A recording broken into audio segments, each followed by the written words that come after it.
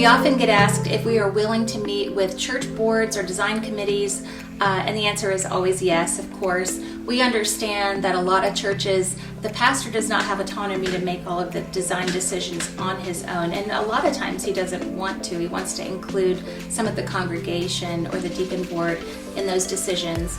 We are more than happy to meet with your board. We do not charge for that initial meeting, just to let them get to know who we are, what we're all about, and what we do and what we can offer the church as far as design advice, consultation, and management of the very difficult process of building. We love to meet new people. We love to meet with boards and answer questions. And we do find that a lot of times it really puts their mind at ease when they can actually put a face with a name and kind of hear our story, hear our experience.